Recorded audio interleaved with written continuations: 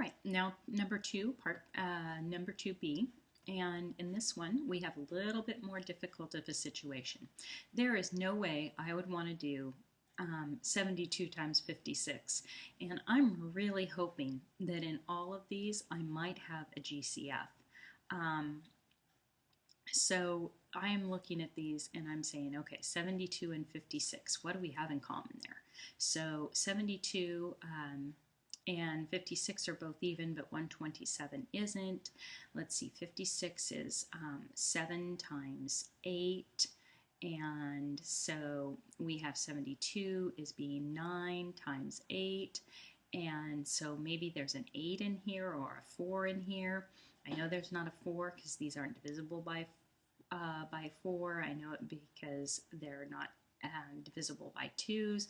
There's not actually going to be an 8 in there either, so that's trouble. So are there 3's in here? No, there's no 3's in this one. So I'm just really up a creek with this. There's no GCFs. Now to factor that by grouping would be an absolute nightmare because 72 times 56 is a really, really, really large number.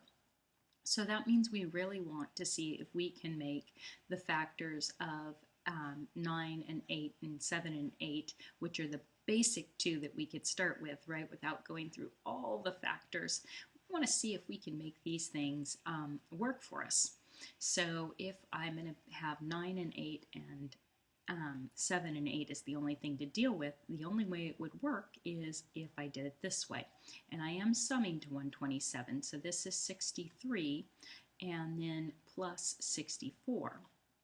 And so 63 plus 64 is, look at that, 127. Whew. Was that lucky or what? And I didn't even have to go through all of those things, and I only had one choice because I can't put the 8 in here as a GCF. And that's one of the things that's a real benefit about the factoring by the traditional method over the factoring by grouping method, is that sometimes I can just see those things right off the bat, or I can try things that I know that I'm familiar with, and I know that if I don't succeed there, I can try and try again. All right, now the next one, we have an instance where we have a negative leading coefficient up here. So the first thing that we want to do is we want to take that out. So I'm going to factor out a negative, which makes my first term positive, and my second term negative, and my third term negative. And now from there I can try to factor this trinomial. So don't forget to bring along the negative. And because 5 is prime, I'm just going to go ahead and start with its factors. And then I'm making differences, right, with the factors of 16. So I have 1 and 16, I have 2, and I have 8, and I have 4 and 4. So 16 can't go in here, right? There's no way that's going to be a difference of 2. And if I put a 16 over here, my difference is 16 minus 5, so that one's not going to work at all. And the 4 and the 4, well, 4 and 4, there's only one way, so 20 and 4, absolutely, that's going to make it.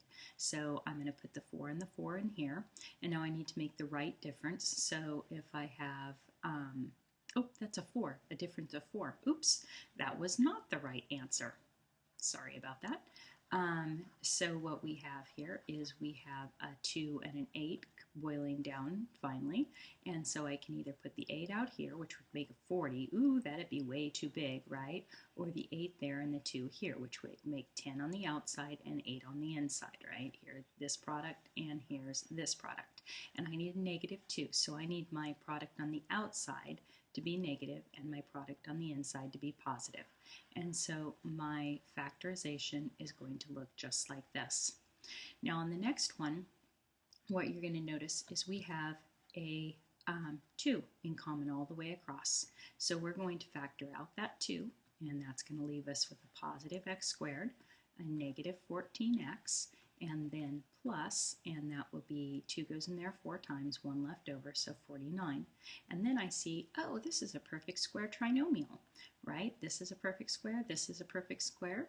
So the perfect squares, this square root 7 and this root here x, and then times 2 times the 7 times the x gives me 14. So it's a perfect square trinomial. So 2 times x minus 7 quantity squared.